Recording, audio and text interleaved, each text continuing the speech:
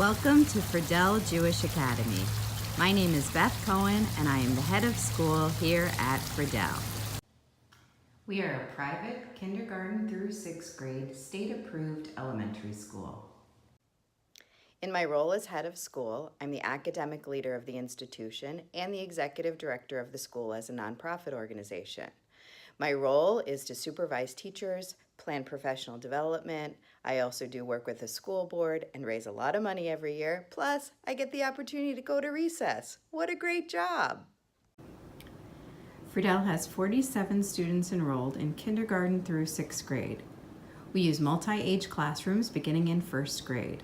We employ 7 full-time teachers and a number of part-time specialists in art, music, physical education, and innovation learning. But I guess not much to look at during the summer. But context is important to content.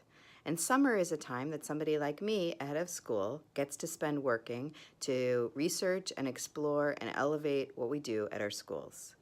In the research that I did on the 2 journal articles, I was specifically looking for things that would be useful to me as head of school in an elementary school. The first article I selected was The Effects of School-Wide Positive Behavioral Interventions and Supports on Child Behavior Problems, published by the American Academy of Pediatrics in their journal called Pediatrics, by Bradshaw, Wasrop, and Leaf, published in 2012. This article reported on research conducted in 37 elementary schools with over 12,000 students using school-wide programs for positive behavior interventions and supports. It was a controlled study comparing, a controlled randomized study comparing schools that implemented a school-wide PBIS program and those that did not. And the results showed that a school-wide PBIS program showed a significant impact on students' positive behavior and the reduction in their office referrals. The McIntosh study reviewed the implementation of a tiered fidelity inventory that was used as an evaluation tool for how teachers were effectively implementing a school-wide PBIS program. The suggestion from the research was that an external team, an outside school team, should come in to administer the TFI, Tiered Fidelity Inventory, as opposed to an internal school team, so as not to artificially inflate the positive results of the inventory in your school. The goal is, in finding out the fidelity with which a program is implemented, means that administrators have the best data possible to know that they're making the best decisions possible. Implementing school-wide programs, especially when they're done district-wide, is an expensive, time-consuming project. And without an effective evaluation tool for how those programs are being used in the schools, we run the risk of stopping them without accurate data to know whether they're being effective or not, or continuing to implement them when we don't know if they're being implemented properly.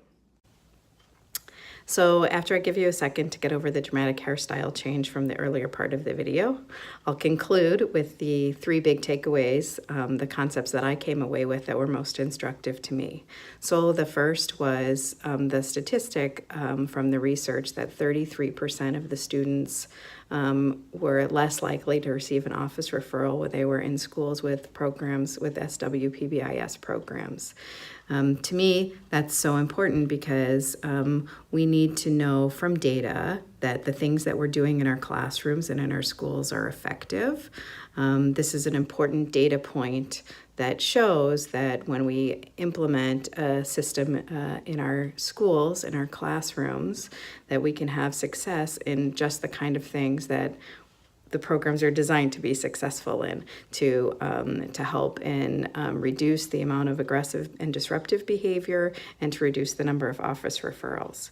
So my second big takeaway was the research that showed that the improvements were greatest in students that began in a school with SWPBIS in kindergarten, which means that the longer students are exposed to it as they get into older grades, the more and more effective it is for them. Again, we learn about the importance of continuity and consistency and having clear expectations. And when we provide all of those things to students, we see data points from research like from this article to verify for us the importance of that consistency and all those things that we've learned about over the years in education and best practices, and to see that specifically in a reliable research study is so important.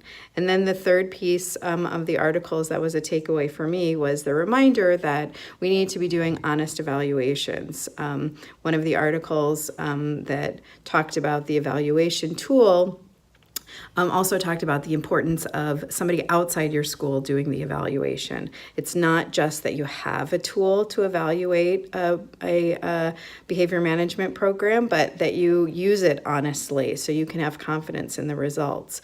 It's sometimes a self-evaluation tool is all that you need to show that you're on track for doing something, but sometimes you need an outside team coming in to be able to show you that you're doing good work. So those were my three big takeaways from the article, but I always enjoy getting the opportunity to read and to learn, and these were things that were so helpful to me as I would use them in making decisions about school, and they would be part of a much bigger project to be researching and evaluating to decide what kinds of programs I would want to bring into my school.